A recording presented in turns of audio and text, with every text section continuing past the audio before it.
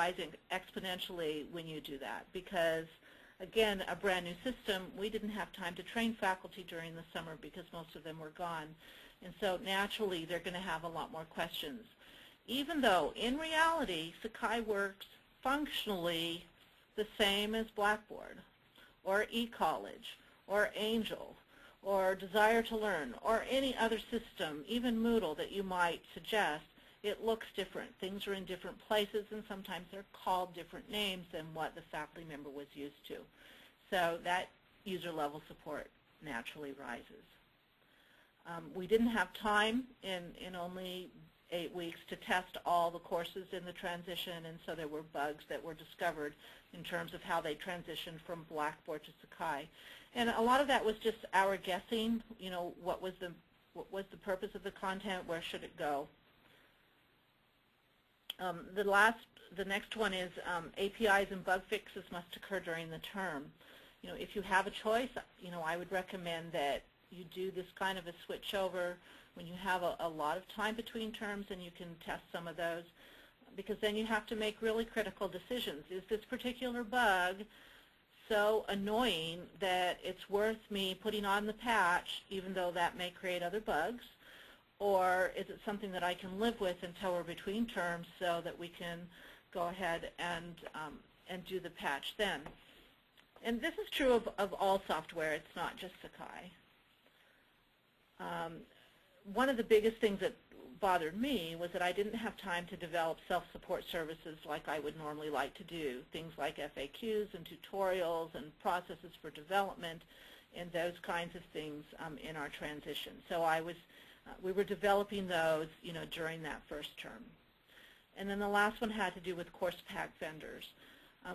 A lot of course pack vendors, people who provide textbooks and materials, have a lot of things developed for Blackboard because Blackboard's the major player in the market right now. And frequently when you call them, outside of a couple of them, you know, they don't really know how to do things for Sakai. The good news is that it's really easy to bring course packs into Sakai as long as they're IMS compatible, and most of them are.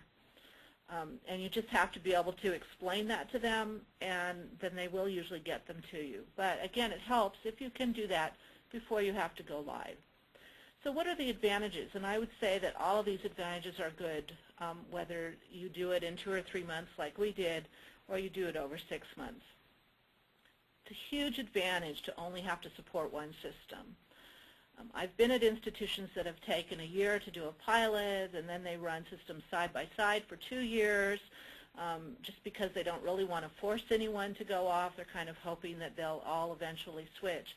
And the support levels required for that are really tremendous, because you have to have all your technical people completely understanding both systems and being able to support that. So it was actually kind of nice that they didn't have a choice, that there was only one system to support. We saw an immediate financial benefit because we weren't trying to do 2 systems at once. We weren't paying a license fee to Blackboard while we were still trying to bring up Sakai. Certainly no users have the ability to procrastinate making the change. Users always procrastinate until they absolutely have to. Sure, you have your earlier adopters, but most of them just won't adopt until they have to, until you tell them it's going away. So it did kind of force people to do that. Users have a higher incentive to attend training. Again, if you're running systems concurrently for any length of time, you know, people are very busy, and they will find reasons not to make attending training on a new system a priority. So by having that drop-dead date, it really helped them to be there for training. For us, a big advantage, being a community college where our students are usually here 2 to 3 years, is that half of the students coming would never have experienced the previous system. And so that meant that we were really only having to transition half of the students, as opposed to all of them. Now, some of you at universities, that's a little different because you have 4 years or more to transition students. So what are my recommendations if you're going in to make this transition?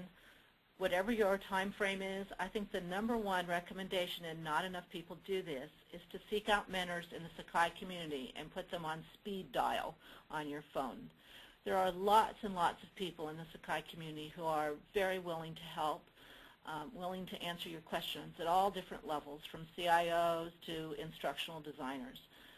And I would highly recommend that you find who those people are, because they can save you lots of time just by their experience in telling you, this particular tool does that, or when you install, you have to remember to install these other 3 things. There are just things that can save you lots and lots of time. I would suggest that you have at least one full term, unlike us, where you're running both systems, just because it helps people to feel that they have a fallback position if they get really scared or really lose time or whatever. However, having done this many times, I would suggest that you don't do it for more than a year if you can possibly help it, just because your support costs, it's not doubled completely, but I would say it's 1.5.